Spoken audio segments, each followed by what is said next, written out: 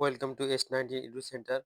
আজকে আমি তোমাদের সামনে নবম শ্রেণীর ইতিহাসের প্রথম অধ্যায় ফরাসি বিপ্লবের কয়েকটি দিক থেকে আমি 2 মার্কের গুরুত্বপূর্ণ কোশ্চেন নিয়ে এসেছি এবং প্রশ্ন উত্তর, যেগুলি তোমাদের ফাইনাল পরীক্ষা এবং ফার্স্ট ইউনিট টেস্টেও আসবে। 2 মার্কের ফার্স্ট কোশ্চেন দেখে নাও। প্রাক বিপ্লব ফ্রান্সে বিপ্লব পূর্ববর্তী ফরাসি সমাজে প্রথম এস্টেটে কারা ছিলেন? উত্তর দেখে নাও। ফরাসি সমাজের সর্বোচ্চ স্তরের মানুষ অর্থাৎ যাজক সম্প্রদায়কে প্রথম এস্টেট বলা হতো। তারা সংখ্যায় কম হলেও বিপুল সম্পত্তির অধিকারী ছিলেন এবং কোনো কর দিতেন না। 2 নম্বর কোশ্চেন দেখো, গুরুত্বপূর্ণ কোশ্চেন। ফ্রান্সকে কেন রাজনৈতিক কারাগার বলা হয়? উত্তর দেখো, প্রাক বিপ্লবে ফ্রান্স রাজারা স্বৈরাচারী ক্ষমতার অধিকারী ছিলেন, জনগণের কোনো স্বাধীনতা ছিল না এবং রাজকীয় পরোয়ানা বা লেট দ্য ক্যাশের মাধ্যমে যে কোনো ব্যক্তিকে বিনা বিচারে কারারুদ্ধ করা যেত। এই চূড়ান্ত অধিকারের হীনতার কারণে ভলতেয়ার ফ্রান্সকে রাজনৈতিক কারাগার বলেছেন। 3 নম্বর কোশ্চেন হবে এটা। 2 নম্বর হয়েছে করভি কি?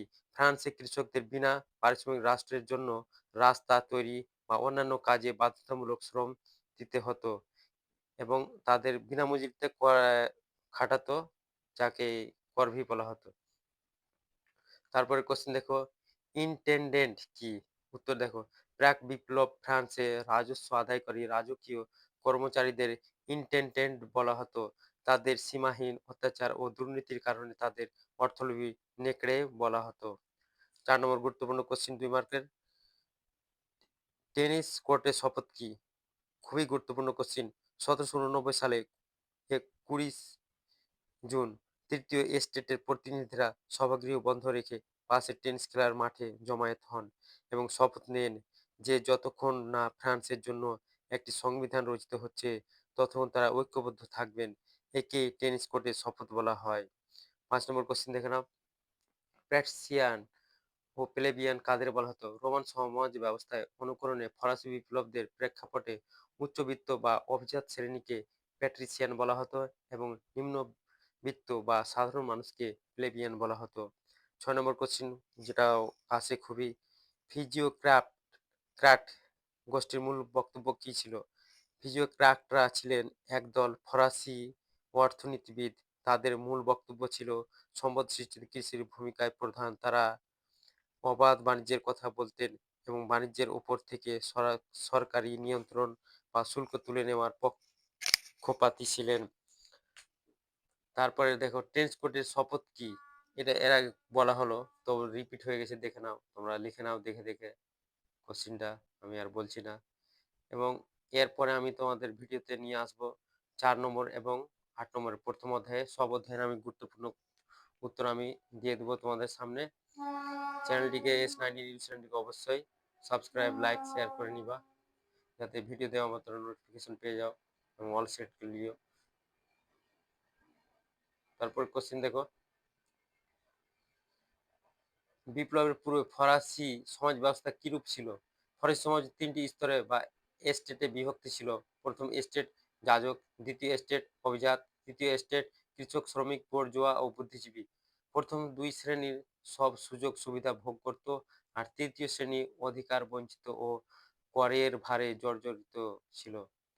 9 নম্বর কোশ্চেন, বুর্জোয়া বিপ্লব বলতে কি বোঝো? 1789 সালে ফরাসি বিপ্লবে মধ্যবিত্ত বুর্জোয়া শ্রেণী ডাক্তার, উকিল, ব্যবসায়ী নেতৃত্ব দিয়েছিল। সামন্ততন্ত্রের অবসান ঘটিয়ে নিজেদের রাজনৈতিক ও অর্থনৈতিক আধিপত্য প্রতিষ্ঠার এই আন্দোলনকে বুর্জোয়া বিপ্লব বলা হয়।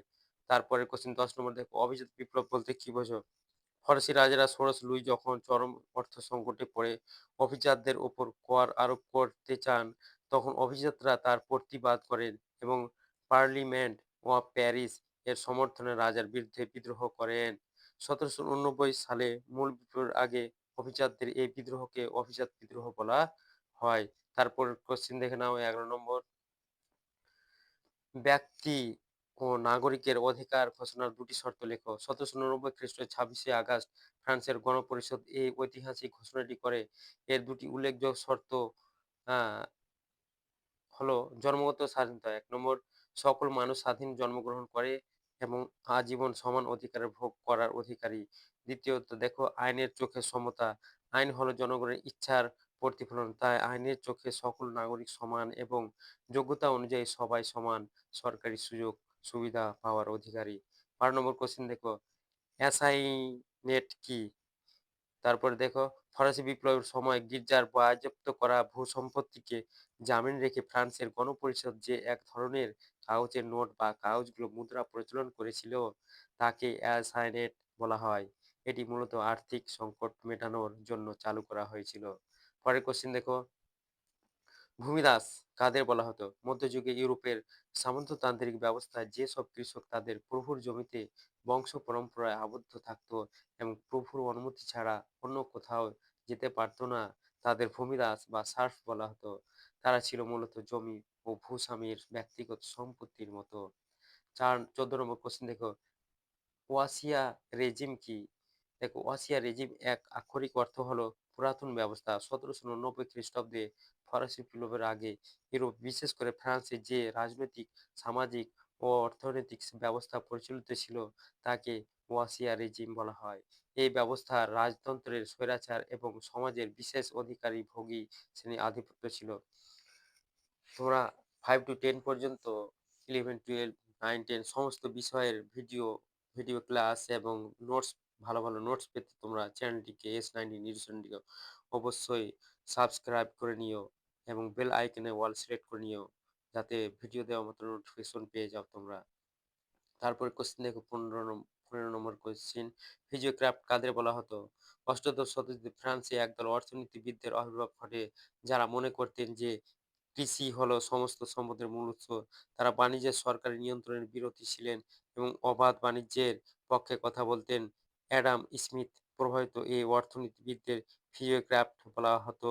এদের মধ্যে অন্যতম ছিলেন কুয়েসনে ও তুর্গো। 16 নম্বর কোশ্চেন দেখো, ব্রাউনসউইক ঘোষণা কি? 1792 সালে প্রাশিয়ার সেনাপতি ডিউক অফ ব্রাউনসউইক এক ঘোষণা জারি করেন। এতে বলা হয় যে ফরাসি রাজপরিবারের কোনো ক্ষতি করা হলে প্যারিস শহর ধ্বংস করে দেওয়া হবে। এই হুমকির ফলে ফরাসি জনগণ আরো উত্তেজিত হয়ে ওঠে এবং রাজতন্ত্রের পতন ত্বরান্বিত হয়। এটা কোশ্চিন মাঝে মাঝে আসে। 17 নম্বর দেখো, সেপ্টেম্বর হত্যাকাণ্ড কি? ১৭৯২ সালে সেপ্টেম্বর মাসে উগ্রপন্থীদের উস্কানিতে উন্মত্ত জনতা প্যারিসের বিভিন্ন কারাগারে বন্দী রাজতন্ত্রের সমর্থক ও যাজকদের উপর ঝাঁপিয়ে পড়ে। প্রায় ১২০০ থেকে ১৬০০ বন্দীকে নির্মমভাবে হত্যা করা হয়। ফরাসি বিপ্লবের ইতিহাসে এই রক্তক্ষয়ী ঘটনা সেপ্টেম্বর হত্যাকাণ্ড নামে পরিচিত। ১৮ নম্বর কোশ্চেন দেখো, গিলোটিন কি? গিলোটিন হলো মাথা কাটার একটি যন্ত্র যা ফরাসি বিপ্লবের সময় মৃত্যুদণ্ড করার জন্য ব্যবহৃত হতো। ডাক্তার ইগনেস গিলোটিন এটি আবিষ্কার করেন। এর মাধ্যমে অতি দ্রুত এবং কম যন্ত্রণায় অপরাধীদের শিরচ্ছেদ করা হতো। স্বয়ং রাজা ষোড়শ লুইকেও এই যন্ত্রে হত্যা করা হয়েছিল। পরের কোশ্চিন দেখে নাও। 19 নম্বর কোশ্চিন, লাল সন্ত্রাস কি? ফ্রান্সে রোবসপিয়ারের নেতৃত্বে জ্যাকোবিন শাসনকালে বিরোধী ও বিপ্লবীদের দমনের জন্য যে কঠোর দমননীতি চালানো হয়েছিল তাকে লাল সন্ত্রাস বলা হয়। এই সময় প্রায় কয়েক হাজার মানুষকে গিলোটিনে হত্যা করা হয়েছিল। লাস্ট কোশ্চিন দেখো না, 20 নম্বর, সন্দেহের আইন কি? এরও কোশ্চিন রয়েছে। ১৭৯৩ সালে ১৭ সেপ্টেম্বর ফ্রান্সে সন্দেহের আইন জারি করা হয়। এই আইন অনুসারে যে কোনো ব্যক্তিকে বিপ্লবের শত্রু বলে সন্দেহ হলে বিনা বিচারে বা সংক্ষিপ্ত বিচারে গ্রেপ্তার ও দণ্ড দেওয়া হতো। এই আইনটি লাল সন্ত্রাসের মূল হাতিয়ার ছিল। ২১ নম্বর কোশ্চেন দেখো, থার্মিডোরীয় প্রতিক্রিয়া কি? ১৭৯৪ সালে ২৭ জুলাই ফরাসি ক্যালেন্ডার অনুযায়ী ৯ থার্মিডর রোবস্পিয়ার ও তার অনুগামীদের গ্রেপ্তার করা হয় এবং পরের দিন তাদের গিলোটিনে হত্যা করা হয়। সন্ত্রাসী শাসনের এই অবসান এবং পরবর্তী নরমপন্থী শাসন ব্যবস্থার উত্থানকে থার্মিডীয় প্রতিক্রিয়া বলা হয়। ২২ নম্বর কোশ্চেন, মহাতঙ্ক কি? ফরাসি বিপ্লবের শুরুতে ১৭৮৯ সালে জুলাই আগস্ট মাসে ফ্রান্সের গ্রামগঞ্জে এক গুজব ছড়িয়ে পড়ে যে অফিসদাররা ভাড়াটে গুন্ডা দিয়ে কৃষকদের শস্য ধ্বংস করবে। এর ফলে আতঙ্কিত কৃষকরা জমিদার দুর্গ আক্রমণ করে এবং দলিলপত্র পুড়িয়ে দেয়। এই গণ আতঙ্ককে মহাতঙ্গ বলা হয়। ২৩ নম্বর কোয়েশ্চেন দেখে নাও। দ্বিতীয় ফরাসি বিপ্লব বলতে কি বোঝো? ১৭৯২ সালে ১০ই আগস্ট প্যারিসের জনতা রাজপ্রাসাদ আক্রমণ করে রাজা ষোড়শ লুইকে বন্দী করে এবং রাজতন্ত্রের অবসান ঘটায়। ১৭৮৯ সালে মূল বিপ্লবের উগ্র প্রজাতন্ত্র প্রতিষ্ঠা এই নতুন অধ্যায়কে ঐতিহাসিক দ্বিতীয় ফরাসি বিপ্লব হিসেবে অভিহিত করেন। আজ এ পর্যন্ত। এরপরে তোমাদের আমি নিয়ে আসবো ৪ নম্বরের এবং ৮ নম্বরের প্রশ্ন উত্তর। তো তোমরা S19 এডুসেন্টারকে অবশ্যই সাবস্ক্রাইব করে নিও, লাইক শেয়ার করো।